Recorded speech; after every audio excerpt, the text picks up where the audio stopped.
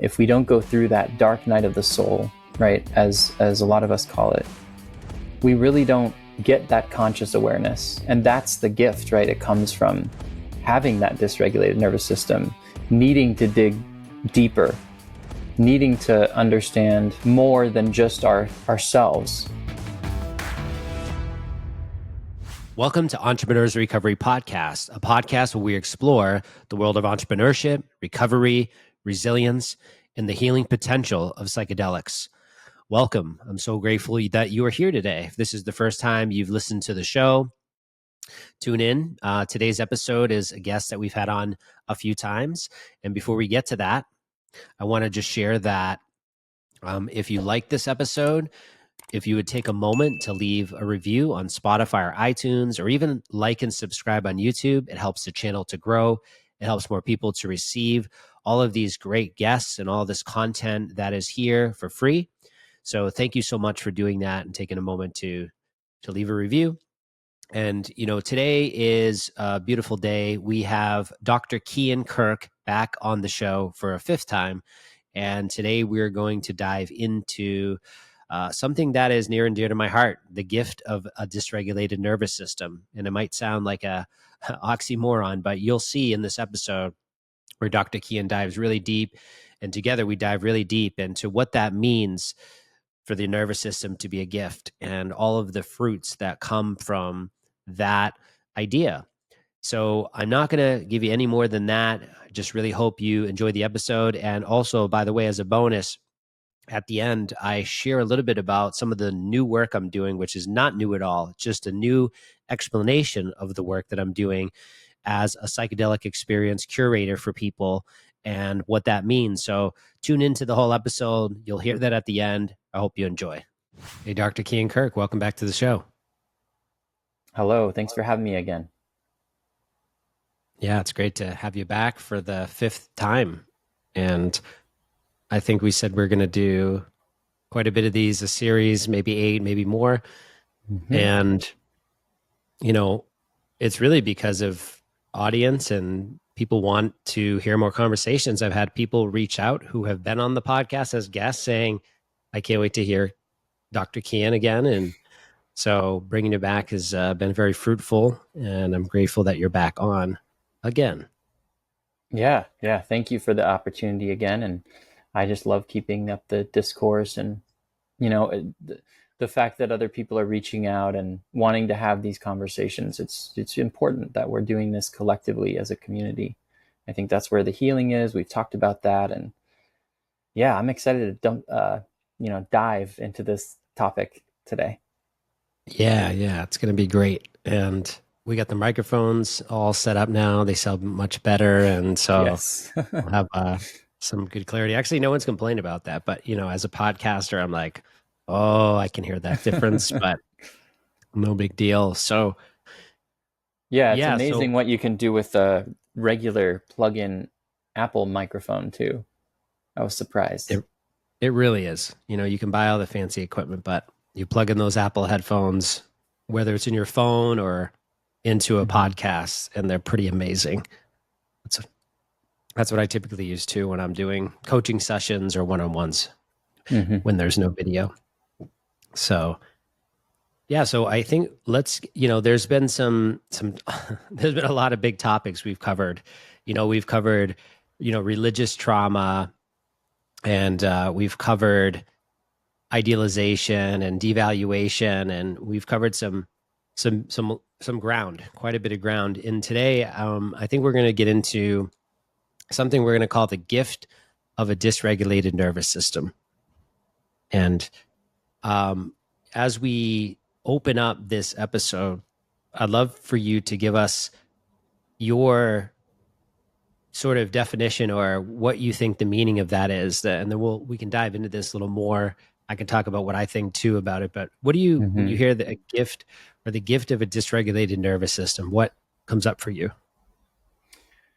Well, I think that if we kind of maybe simplify it a little bit, it's really just going into the pain and seeing what the pain teaches us. And I feel that if we are not in that pain, if we do not struggle if we don't go through that dark night of the soul, right, as a lot of us call it, we really don't get that conscious awareness. And that's the gift, right? It comes from having that dysregulated nervous system, needing to dig deeper, needing to understand, you know, more than just ourselves, looking outside of ourselves, seeing that we're, connected to other people in this way, understanding the nervous system, understanding how we co-regulate. And, if it isn't for the pain, right, I really do believe that invites us to kind of deepen our capacity for compassion, uh, compassion for others, self-compassion, boundaries, and presence. We talk about, you know, uh, the gift of an empathic person in your life, empathetic witness. And I think we learn to regulate after trauma. And some of us, who learn to regulate after trauma often become like the most attuned, grounded, heart-centered leaders in this kind of space, because we want other people to see like this is possible, right? People that are listening today and listen to all the episodes, right? They're looking for that. They're looking for that connection. And I think that this really invites us into a deeper self-awareness and empathy. Yeah, agreed.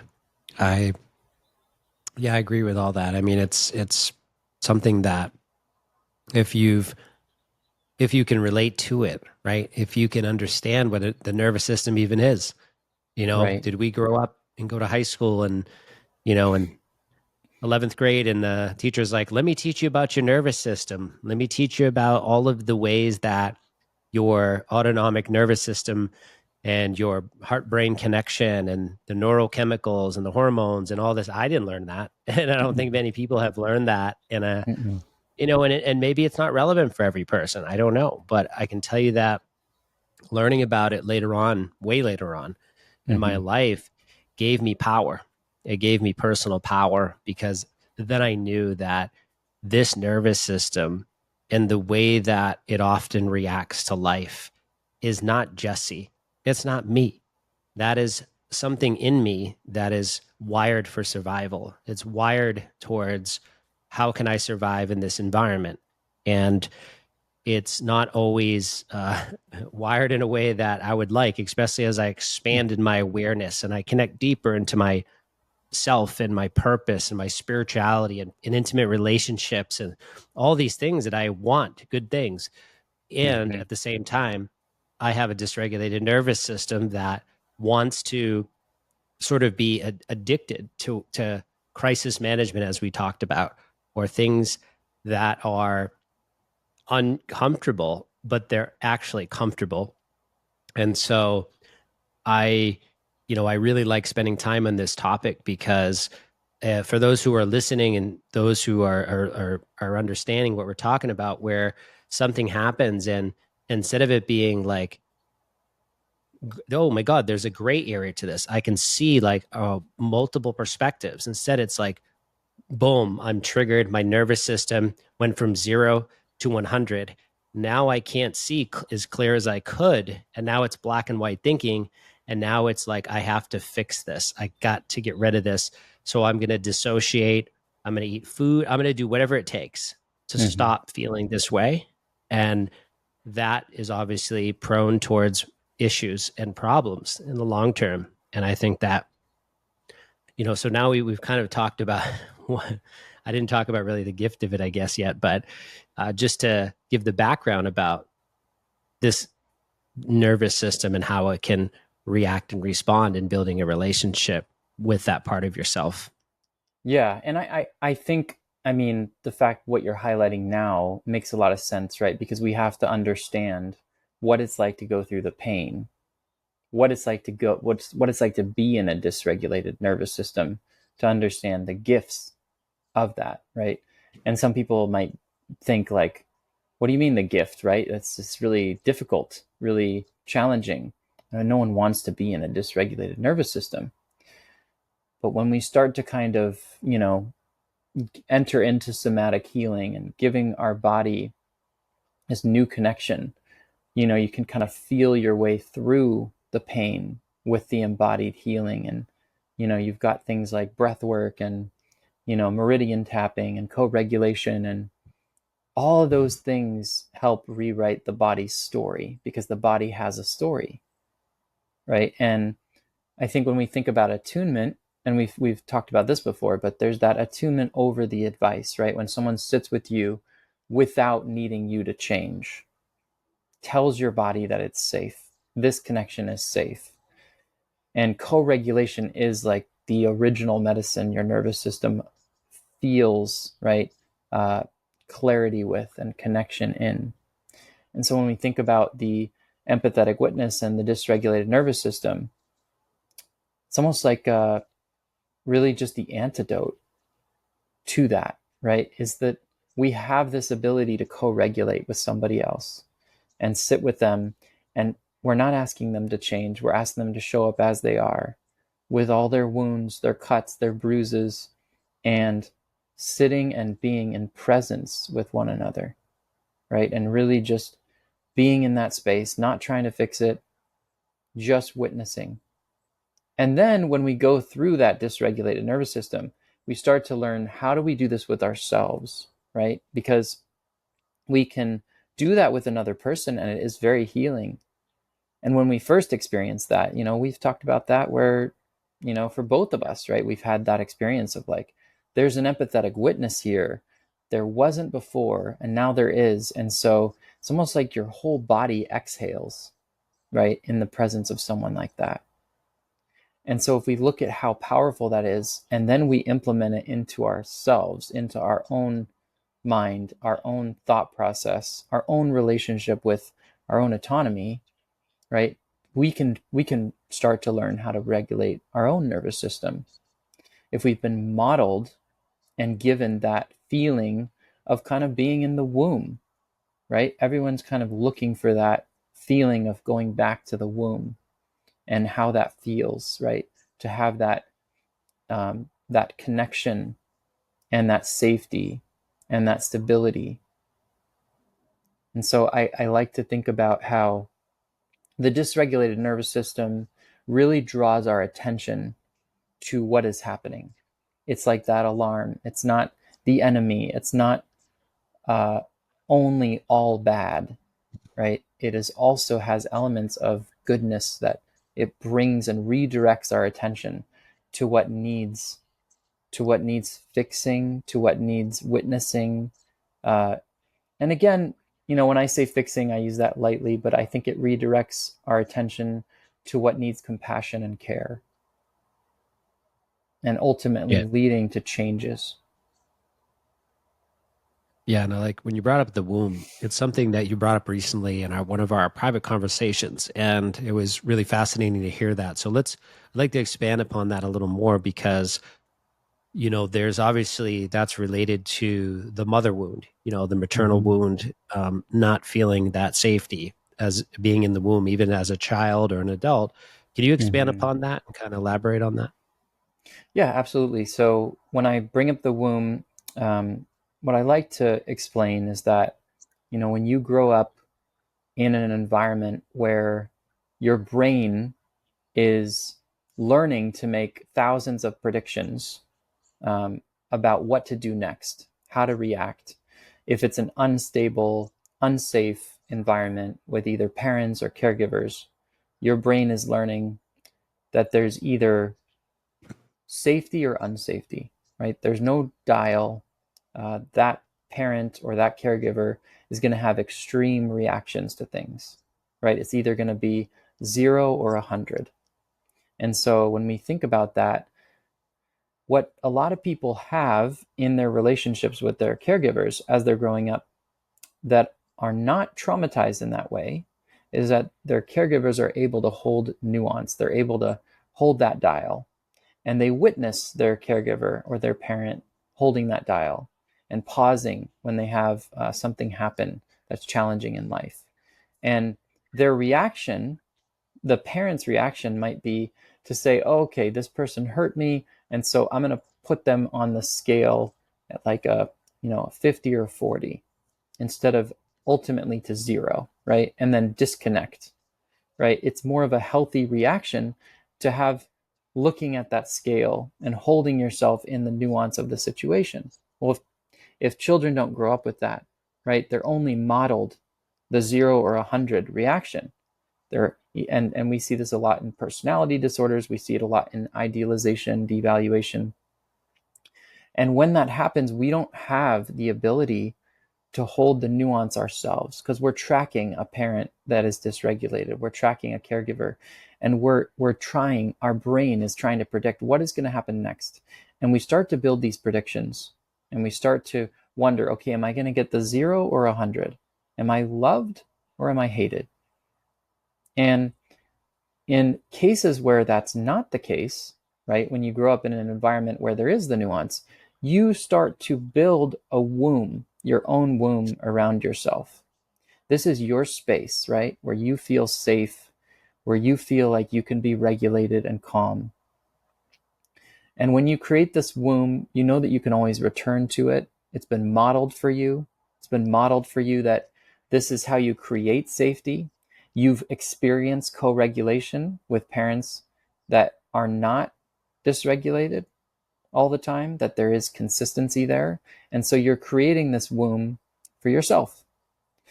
But if you don't have that, that womb does not get created. And so what happens is the brain is looking for, where can I attach? Where can I securely attach? Or where can I make that kind of connection to someone else so that I feel that security and that safety? Because I don't have the womb. So where am I going to get it? And that's why friendships and relationships and even relationships with coworkers could become really enmeshed or really, unhealthy, because you have one person who's made this relationship into a womb of some sorts for them, right? And so maybe it's not just a friendship. Then it becomes, this person feels like, you're making them, their parent. You're making them your parent, excuse me. So, there's a lot of things that happen when we don't have that womb that's developed. We start to look outside to other relationships, to interactions with people at the grocery store, right? Where am I going to find that safety and security? And so part of healing and part of experiencing a dysregulated nervous system is understanding that this is what your body is doing. This is what your brain is doing when it's making all these predictions to protect you. And getting out of that involves going into the pain, right? A lot of people have heard this quote, it's the only way out is through. I'm not sure who it's from, but we understand that we have to go into the pain in order to find our way out of it. And I definitely believe that that is what the dysregulated nervous system does, is it shows us that when we go into the dysregulation and we understand, why is it here? What you've mentioned this on other episodes where, Gabor Mate, Dr. Gabor Mate asks, like, why, why is the pain there? Not why the addiction. And I think that we can use the same thing in this scenario, is, why is the dysregulation there? Not why is this person, why is this person called crazy? Or why is this person unwell? Or why has this person been ostracized by society or rejected or, given some kind of label like an addict? We can say, oh, why is their nervous system dysregulated? That's a more emotionally intelligent response in practicing gratitude and not shame, right? We don't want to shame other people. We want to embrace the question, why is this person dysregulated? Yeah, I really like that answer. And, it's like, if we're going to bring Dr. Gabor Mate's work, compassionate inquiry, Mm-hmm. you're taking the time to ask questions, which is inquiry, that have Yes. compassion. And then that leads right to the source. Even if that person doesn't know the source yet, it Mm-hmm. can help guide them to know that you didn't decide to shoot fentanyl just because you enjoyed it. It's much deeper. or you didn't decide to self-sabotage every single day of your life because of a dysregulated nervous system. There's something Mm-hmm. there deeper. And that exploration, which I like to call the journey of the nervous system, Mm-hmm. is to take a look and see, where did this come from? What is this part Mm-hmm. of me that I continue to dissociate with caffeine, with, oh my God, there's so many things, getting addicted to people, codependency, just completely giving yourself away so that you don't actually go in and see what's here, what's happening with me. And it's a Mm-hmm. really scary place to go, especially if you've gone there before without an empathetic witness and been gaslit or manipulated or hurt, which is often the case with most people. So it Absolutely. makes Yeah. sense that many men, especially, haven't explored the depths of this. And Mm. so having these conversations, the suicide rate for veterans, I believe, is like 22 a day. And Mm. there's other evidence of just men in general, and the suicide rate for men is incredibly high, especially post COVID.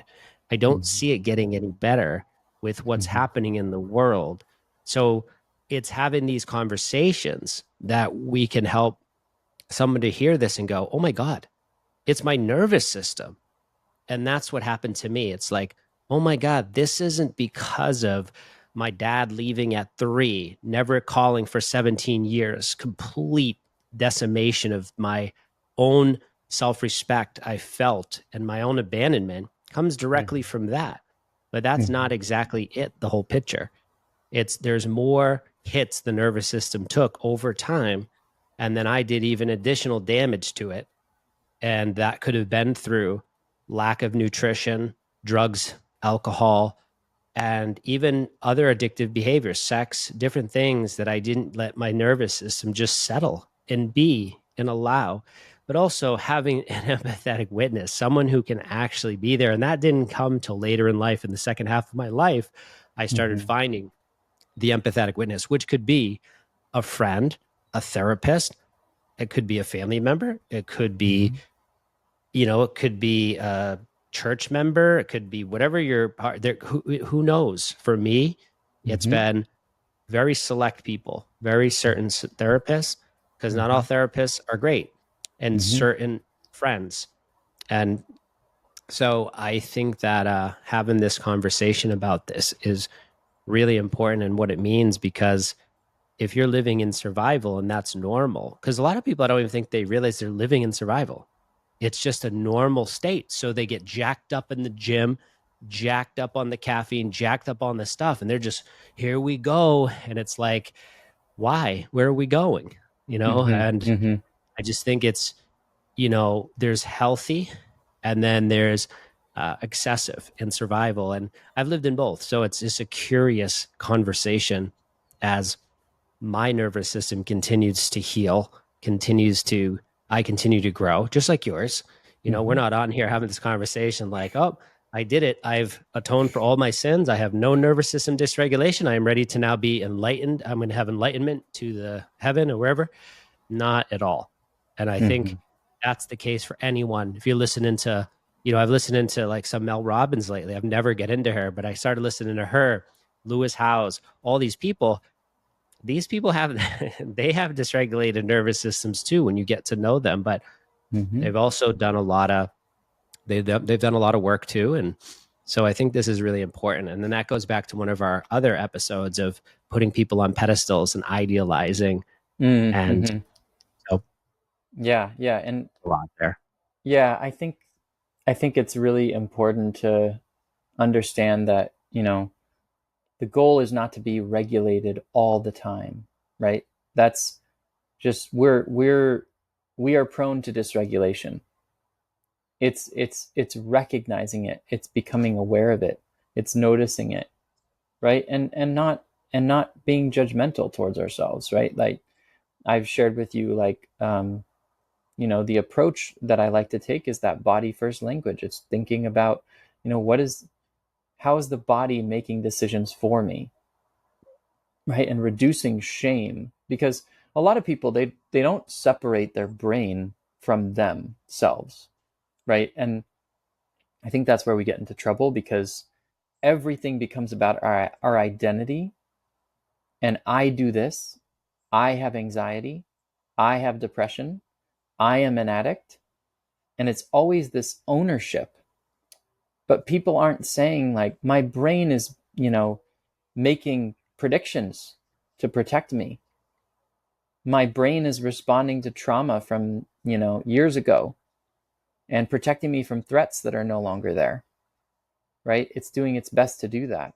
What part of my brain is doing that, right? Like, and just, I think if we think about the things like constant scanning and the amygdala being hyperactivated, which happens a lot in trauma, it did once keep you safe. But that gift of that attunement and the scanning, it just needs this repurposing, right? It needs to, we look at sensitivity and it can become intuition when healing happens. It can become more about us trusting our gut and learning not to silence something that's sacred, right? Sensitivity is a gift. And one might say that could be a part of a dysregulated nervous system for some people, but sensitivity is something that, sensitive people, they're not silencing, right? They're not shutting down. They're not disconnecting or numbing what other people are. And so they're called sensitive because they're hyper attuned, whether that's, from a trauma response, or, it's a part of, just their personality, might be something about their temperament. It's really just a gift. And when we stop trying to silence these things, we can start really looking at how they are gifts, right? Because what someone might go through in trauma, it does ultimately give them an opportunity to self-reflect and look at, okay, if my brain is doing XYZ to still protect me, how can I be kinder and more compassionate towards myself in reframing things that I experience that maybe I might shame myself for? And then the other idea is that, with shaming, it's really just that minimization of the self. It's a it's protecting ourselves, right? If we make ourselves small and non-threatening, if we say things that are negative about ourselves, we bring ourselves down psychologically. We are shrinking ourselves to be non-threatening. And sometimes that is the number one go-to trauma response, is to shame ourselves. And so when we take ourselves out of the shame and we look at body first language and we say, okay, my body made decisions to protect me. My nervous system made decisions to protect me. And my brain is making decisions to protect me from threats that are ultimately no longer there. We can have more compassion, right? We can have more understanding.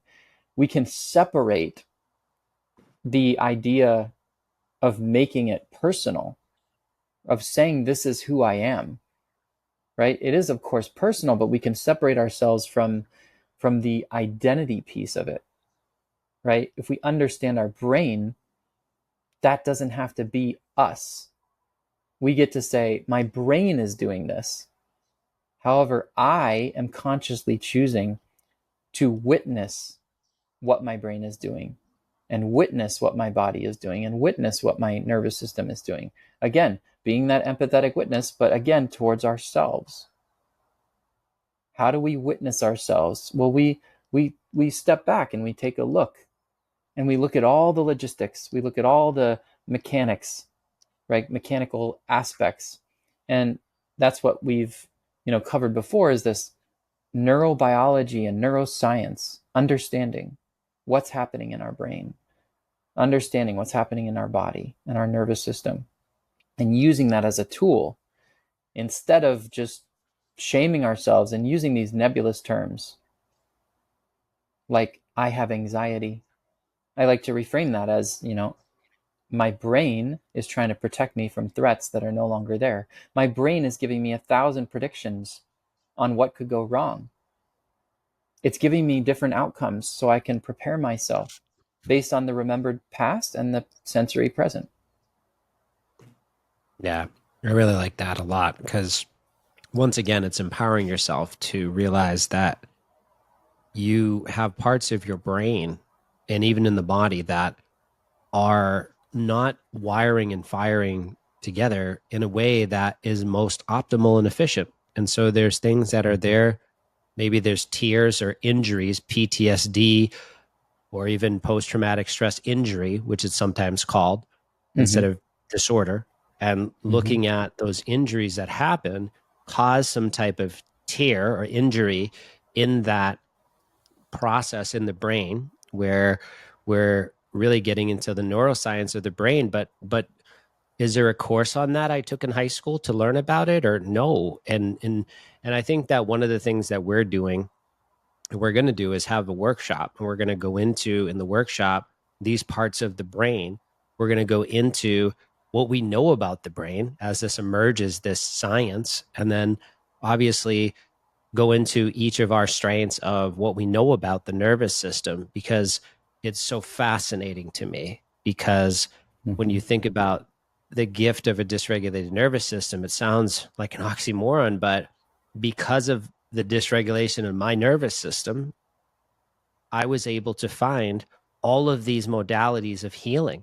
I was able Mm-hmm. to find cold therapy, wrote a Mm-hmm. book about it, was able Mm-hmm. to, put together a whole formula and method in my next book after, which is just stuff that I learned to how to regulate my nervous system. I talk about, the empathetic, the Empath Survival Guide by Dr. Judith Orloff, because I'm a highly sensitive person, and there's a reason for that. And so Mm-hmm. to get into these gifts, which were not gifts when I was having this dysregulation, and some of that's still there today. But when I look and I see the people that I've got to meet, these experiences I've had, both in things like breath work or somatic practices, and also psychedelic practices and psychedelic medicines. And these, I didn't just want to, go drink some ayahuasca or do this type of assisted therapy. These were very intentional because I Mm-hmm. was so curious of how I've lived for so long, decades, with the dysregulated nervous system. So still to this day, hence the podcast here, hence this interview number 5 with you, we Mm-hmm. continue to explore this, explore the science, explore the somatics of this, explore the healing modalities of it. Yeah. Yeah.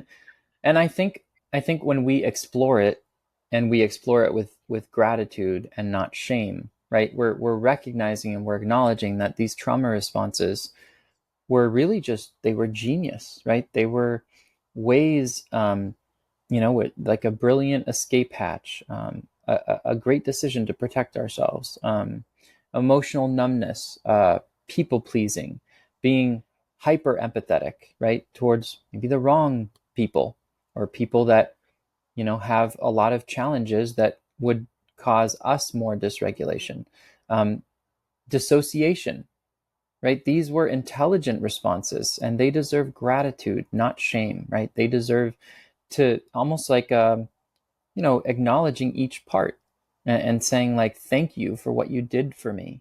Oh, I'm having this dissociation. I recognize, wow, this really protected me, right? I'm people pleasing. Oh, wow, maybe I couldn't speak up. Maybe I could have died or gotten hurt or injured, psychologically or otherwise. Some people can't defend themselves from their abusers, right? And so shame is the way that our brain does it naturally, right? Our brain does it automatically, is we reduce, we shrink, we make ourselves small, right? And non-threatening so we can survive those situations. And those parts of ourselves deserve the gratitude. They deserve the recognition, right? And part of healing is taking an honest look at that and saying, these trauma responses really have been ways that my body stepped in when I couldn't. My body said, I've got you. How many people, right, look at their trauma responses in that way? How often is it that we acknowledge all the things that we've been told are negative or wrong or pathologized, or they need fixing, right? We have so many things that are pathologized that were really intelligent responses that deserve that gratitude. And even the self-love, right? That compassion. And some of you listening, might struggle with this, but when you kind of embrace these ideas and you step into that self-compassion, your nervous system can freak out and say, what are you doing? This is way too much space. We're taking up too much space, right? Compliments, receiving compliments and taking those in. How many people struggle with accepting compliments, right? That's a neurobiological response in the body. That's saying that if you take up space, if you accept those compliments, if you accept awards, if you accept praise, that's you taking up too much space when taking up space was life threatening. Because sometimes the brain doesn't know the difference, right, between life and death situations and making a decision, right? A lot of people struggle with making decisions or perfectionism, right? I want to get I don't know, this basketball at the store, right? But I got to make sure that everything is perfect. There can't be any holes in it. It can't be damaged. We're looking for that longevity. Our brain is stuck in making a decision, and it's life or death. Do I get the red water bottle or do I get the blue water bottle? Right? When we're trying to make that decision, our brain isn't remembering, right, things just for no reason. It's remembering things to protect us. It's saying, you better make the right decision, because in the past, when it came to making decisions, it was life or death. Especially when we look at trauma, as children growing up in dysfunctional homes, and homes where every decision was met with fear and trepidation. And your brain is taking in those moments and making predictions for the future. And those predictions stay with you, right? And we can repurpose those predictions by changing the way our brain is responding, by giving ourselves something, called prediction errors. And prediction errors are when we put ourselves in situations that are novelty, that are different, that are not something where our brain can make a prediction, but where it's confused, right? It has to kind of recalibrate and say, okay, I don't know what to do in this situation, but I'm taking in new information. And that information is going to disconfirm the incoming fear signals that were once there. And so when we use prediction error, we're really rewiring the brain, and we're changing the way that our brain is making those predictions. We're reducing the number of predictions that are made. And a lot of people have no idea that their brain is making those predictions. They think that when they're walking around, the world, that their brain is reacting to things around them. And yes, that's true, but your brain is making predictions more, and it's trying to anticipate what is going to happen and then giving you directives for each of these situations or scenarios. Yeah, absolutely. And I hear that, I think of things like intellectualizing, intellectualizing things. And this is like my number one go-to. And, I know a lot of smart people and they do it. And I catch them doing it. And because I can see that I do that in myself. But I mean, I can bring up emotional things with people at the right time with close friends who are very smart. And they will intellectualize that emotion away, where the emotional pain is right there about their dad or about their intimate partner. And what do? Focus on the logic, the facts. They don't go into that feeling. Why? Because that wasn't safe to go deep into that feeling and to be able to cause any type of dysregulation. And of course, the brain doesn't want that. The brain wants harmony, right? Even if the harmony is dysfunction, it wants what's comfortable. Mm-hmm. And I think about the cost of intellectualizing. Also, the other part of it is we've talked about these things before, but fawning, fawn response, the people pleasing, as you mentioned. This is a big Mm-hmm. one. I actually heard someone, a speaker at an entrepreneurial conference or some type of event like that. And she Mm-hmm. said that fawn stands for filling the air with noise. Fawn, Mm. instead of I haven't sitting heard there that and before. Yeah. being in the uncomfortability. I've done this countless times where I'm just with someone and I'm filling the air with noise. I just can't be there in a detached observation. I can't just be there Mm-hmm. in silence. I have to say something. And that's a nervous system response from childhood. This is what was going on with different types of people. And then in adulthood, different type of bigger personalities, narcissistic tendencies to, I better say something here, no matter what, fill that air with noise and people pleasing. And so again, we're just talking about some of the ways that we respond to keep us safe. And if you're a scientist or someone that could be intellectualizing, and if you're, someone who's, you know, a yes person, and just because that's a defense mechanism that is keeping you safe. It's not, and that's where the shame comes in. It's like, it's not to be shameful about this, it's to recognize it and then say, why do I do that? And Mm-hmm. talk to that part. Now we're getting into parts work, right? But it's like Right. talking to that part of myself that, why do I constantly apologize for things I didn't do? How come I always have to fill the air with noise? Why do I always have to say something? And so becoming curious, self compassion, having these dialogues with ourselves.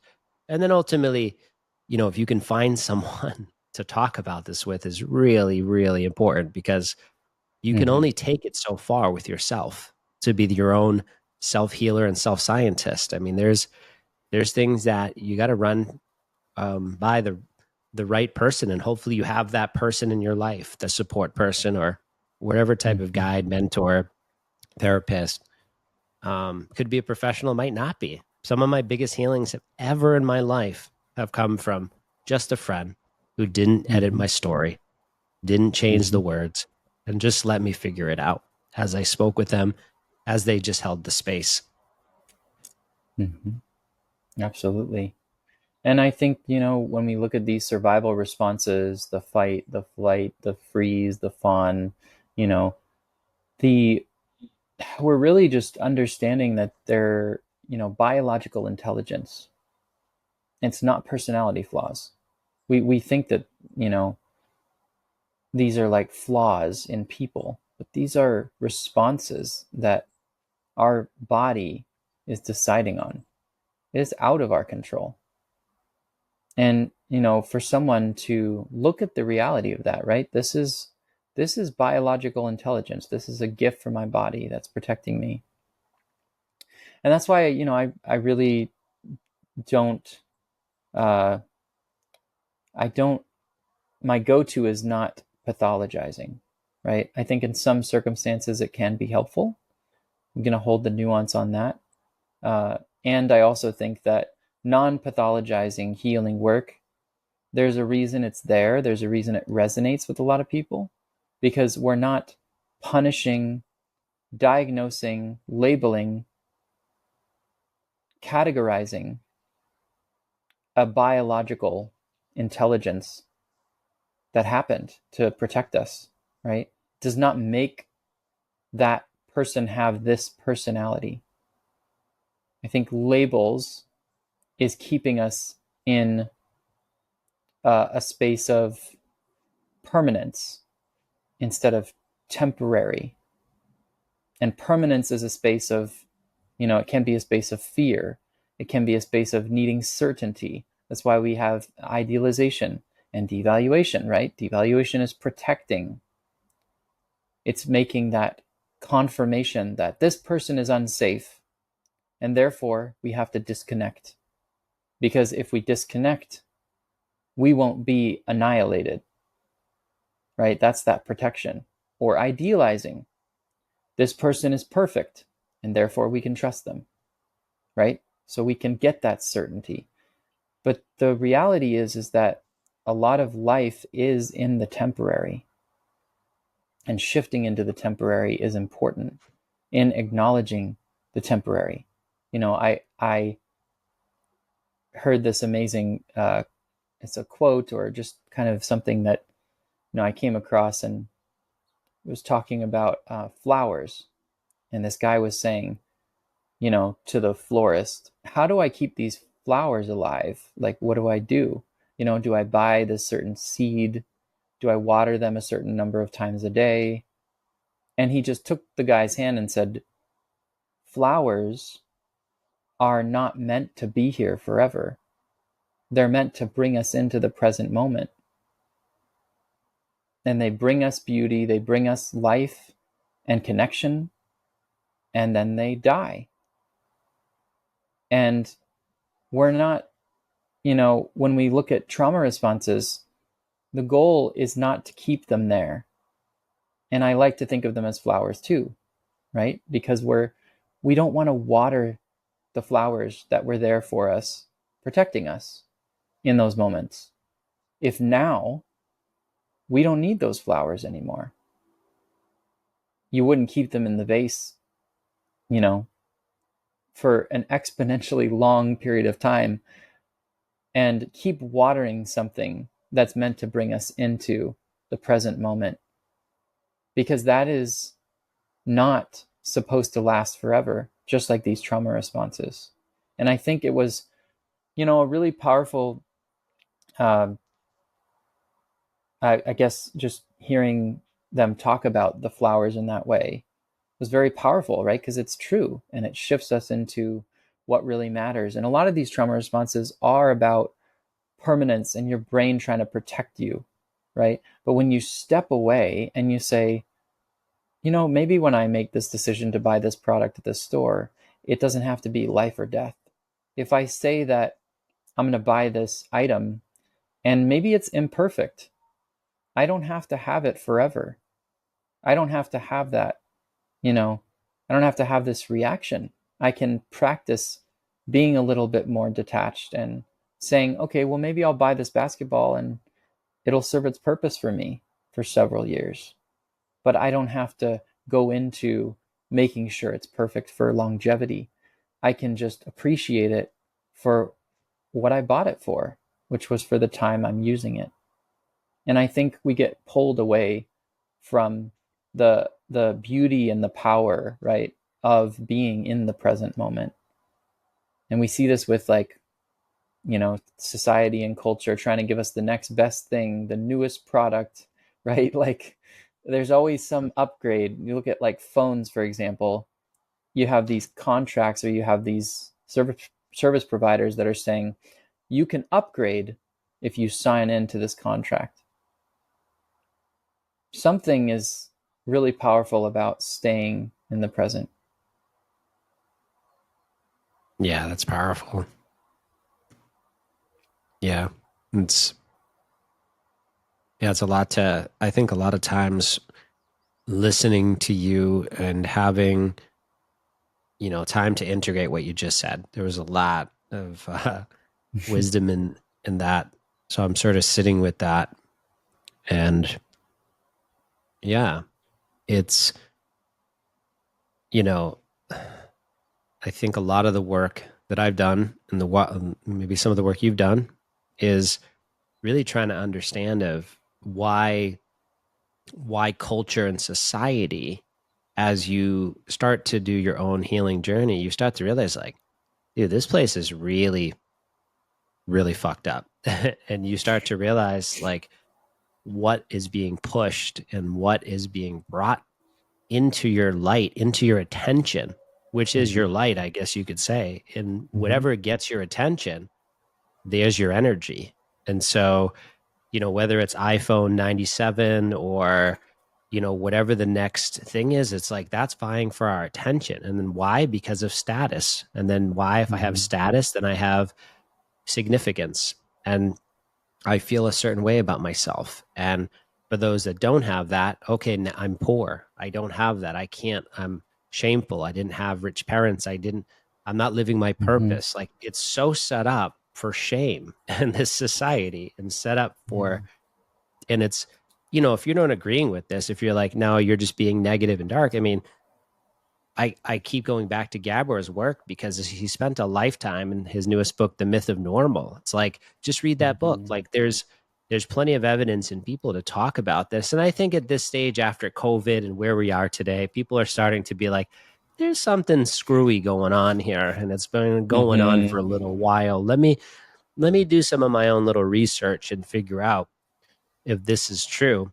And for me, it's exciting to do that because I really like to uncover and see like what is here. Why did I feel this way growing up? And I get to validate my own experience. I get to say, Mm-hmm. wow, like it wasn't just me feeling a certain way about behaviors. It was like, wow, that behavior was abnormal. The things we worship is abnormal. And, it's like we have these Mm-hmm. clouds and sunsets and nature and all this beauty, even in a connection with a human or a smile. And Mm-hmm. those become the most sacred things. Those become the glue, the things that really matter. But then what happens? We attach to the Porsche, we attach to the iPhone, we attach to the perfect reel on TikTok, we attach to all these different, the perfect healing modality, the perfect psychedelic. I want that Mm-hmm. psychedelic to take care of everything. I want Ozempic to get me down to Mm-hmm. a certain weight. I want all of these things to happen in a certain way because then I'll be happy. When in Mm-hmm. reality, that flower, that moment is going to fade. It's going to go away. Mm-hmm. You're going to be in another season. You're going to be in the rainy season. You're going to be Mm-hmm. in summertime eventually. You're going to be in spring. You're going to be in these different seasons. And I think that's such a wise, you know, track you just went down because it's going to change, and sometimes my allergies are really great and it's pura vida and sometimes they're not. And in this episode I have a couple sneezes, but that's because the weather is changing here a little bit. So my allergies are like, oh wow, new flowers and different things. And Mm-hmm. speaking of flowers, right? Like different and flowers and and moving. reacting, right? It's just reacting. It's a biological Yeah. response. It's just your body doing what it does. Why do we pathologize, and I don't why do we categorize things in that way when we look at the brain or how people have survived trauma, right? We don't do that with allergies. We say, "Oh, you have allergies because you went outside and you're having a biological response to the environment around you." Right? Why do we shame people for crying? Right? Why do those things exist? Right? Because there's a lot of disconnect from our ability to be human, our ability to say we're okay the way we are, we're acceptable, we're lovable, we're enough. And I think, to your point earlier, and thanks for letting me know it lands, and I'm always glad to hear when something resonates. And when you're talking about, advertising, right? It's almost like there's this deficit advertising that, you know, society has created, right? Which plays on emotions. And they say, buy this toothbrush and, you'll be loved by your family, and, your spouse will adore you. And, this, whatever product it is. And you watch these commercials and they really do try to hit that spot emotionally where people can kind of fantasize about, oh, if I buy Crest, this is what my family life is going to look like. And there's little messaging in there. And I think when you become more attuned to it and you pick up on it, you can really reject those things. You can say, I don't have these deficits. This is created to make me feel like I have deficits. It's created for me to feel like I need this to be enough. I need, to buy this car to be lovable, to be adored, right? A lot of people look for external validation that didn't get it growing up, right? They want that feeling, that connection. And we do this vicariously through products we buy. And I think when we really step back and witness what's happening, we can look at the fact that we're being sold deficits that we don't have. And our brain is then saying, and sometimes it's a reenactment of trauma. A lot of people are in those trauma responses and don't even know it, right? And so we look at that with, sometimes it comes up with sales, right? Not all the time, but Sometimes people use tactics, right? Narcissistic people use tactics to try to pressure and play off of these traumatic wounds that people have. And I think using a mind that's wise is critical thinking skills. It's not trusting blindly. It's going in and acknowledging that, hey, I can take in information and I can examine it and determine, is this my story? Or is someone trying to rewrite it for me? Yeah, absolutely. It comes down to that self-inquiry, learning about, we one of the things that we did together in our work is create what's called an operations manual. And it's Mm-hmm. what that really is a way for me to write down, track in a healthy way, what are some of these behaviors that come up, and who do they come up around, and who is a safe person, meaning who can I be my, when I mean safe, it's not about like just saying hello and oh my god they're going to hit me. Maybe that could be the case for some people, and that's a different situation, physical abuse. But I'm talking about people that you share your effing heart with, you share your heartstrings, what pulls your heart, what makes you sing, what makes you happy, Mm-hmm. and you share that with them, and then they, just anyways, they get onto their cell, they start talking about themselves. So this is what I'm talking about: having this Right. operations manual where you take note, you track, you write down in a journal or an Excel spreadsheet, whatever you are going to use to track, Apple Notes, I don't know, whatever you use, Mm-hmm. but having these ways to journal and write down, and because if you think about it, you're going to live your life, and you're going to be really in many ways living your life for other people if you're not recognizing that you're responding in a way that is normal and comfortable to your nervous system, but in that part of yourself that's not your nervous system, whatever you want to call it, your soul, your Mm-hmm. consciousness, that this is not who I am. I know that this is not who I am. And Mm-hmm. we talked about the dark night of the soul. You talked about at the beginning of this episode. Mm-hmm. That's what it takes sometimes. And it took a few of those for me. And I know there's a few of those that took for Me you. too. Yes, Oh, absolutely. yeah. To really wake up. And so a lot of this is hopefully preparatory measures, these podcasts, so that you don't have to have a dark night of the soul, Mm-hmm. and maybe you do. And maybe you've already had a few, but I certainly have. And those have made me very aware that, okay, let me pay more attention to myself in my own self-care, in my own body, in my own Mm-hmm. nervous system. Let me learn about the journey of the nervous system. Let me learn about the brain, neuroscience, what's happening here. How can I regulate? How can I co-regulate? Who can I Mm-hmm. co-regulate with? And it's just taking that time, just like when you go and bet on your sports teams and you do fantasy football and you spend 1,000 hours on that, spend 10 hours on yourself. Just Mm-hmm. take some of that time you're going to put into these other things that are completely outside of yourself to invest in inside of yourself, and let us Mm-hmm. know how that works out. Let us Yeah, know. yeah, absolutely. And I think, getting to the the root of it, right, is that gift of rewiring the dysregulated nervous system is, you're understanding that the same brain that encoded survival can relearn safety, that it is possible, right, to relearn these things and rewire and give your brain new predictions by putting yourself in situations where it can't make the same predictions, react differently, right? Change it up a little bit. Maybe be confrontational, be willing to accept rejection, so that your brain can disconfirm the incoming fear signals around rejection, right? When you are rejected or you put yourself in a situation where you could be, that can really change the way that your brain is in making those predictions. And I think that the idea is that healing is not just emotional, it's that neurological remodeling and restructuring and redefining and recreating and rewriting, right?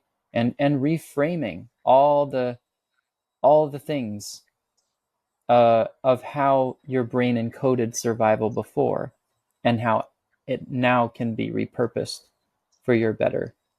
well-being. Yeah, absolutely. And I think that, we don't always do this at the end of the episode, but maybe let the episode let the people know how, and the episode needs to know too, how do you work with people? How do you help people? And, how can they start working with you? Yeah, I help people with I really focus on the neuroscience of healing. I like the easiest way to explain it is I like to give people a flashlight into their brain so they can see what's going on up there, so that they have a relationship with the different parts of their brain, just like we have a relationship with our body, right? We know that our arms do this, our legs do this, right? And we don't not a lot of people have a relationship with their brain. They don't understand what their amygdala does, or the interworkings of their prefrontal cortex or their anterior cingulate cortex, and just giving them a map, right? So I like to take the person who is in that space of the dysregulation and give them the flashlight so they can see, and remove the identity piece, right? This is not your identity. This is what your brain is currently doing, and based off of the remembered past and the sensory present. And I like to reframe and change the way that we address things like anxiety, right? Um, and so this is a lot more holistic. I'm very non pathologizing, although there are some moments where I will bring that in. But yeah, you can find me at holistic.therapist on Instagram, or holistic.therapist on Threads. Um, and if you'd like to work with me or someone on my team, you can go to keean.org, and you have a list of all the coaches that are there, and the practitioners that help healing through this model, right? And really empowering people from a different lens of neuroscience, and giving them these practical tools that they can put into place. Yeah. And, Dr. Keean is the real deal. I've worked with Dr. Keean for over a year. And, Mm. for those who know me and those who have known me, you can see the difference in the amount of work we've been able to do together. And obviously, he's near and dear to my heart. I bring him on the podcast because these are conversations that we have in our sessions. Some of these, and they make, and of course, I make them about myself, but I'm able to. They're so rich and juicy. In my psychotherapist Mm. background, it's like I want to give this to the people. This is really, to me, life changing. And Mm. someone can go into, and this, I can talk a little bit about my work, which is I'm like the psychedelic experience curator for people.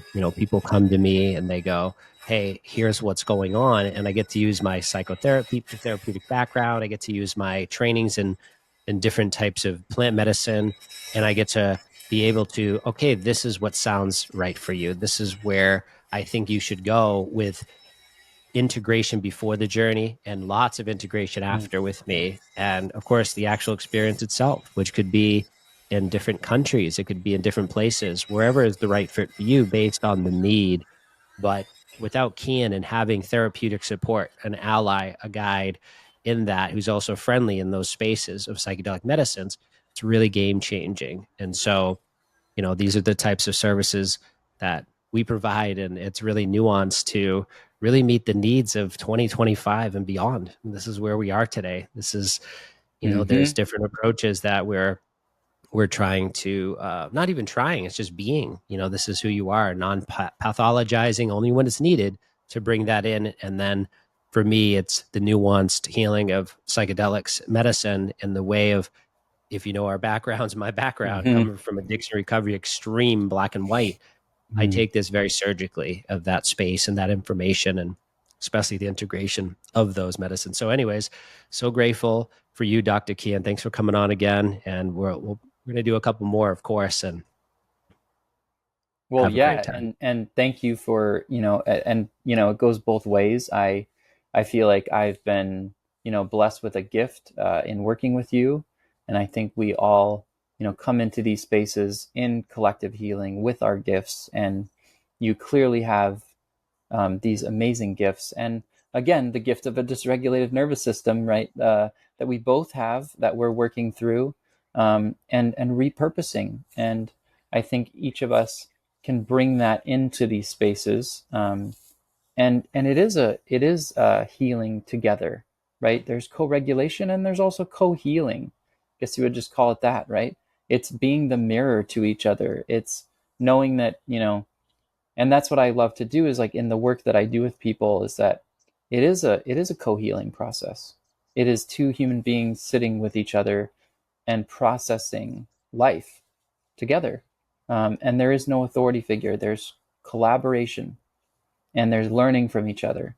And I've learned a lot from you too, Jesse. So I really appreciate, everything that, in the ways you've poured into my life as well, and the lessons I've learned from you.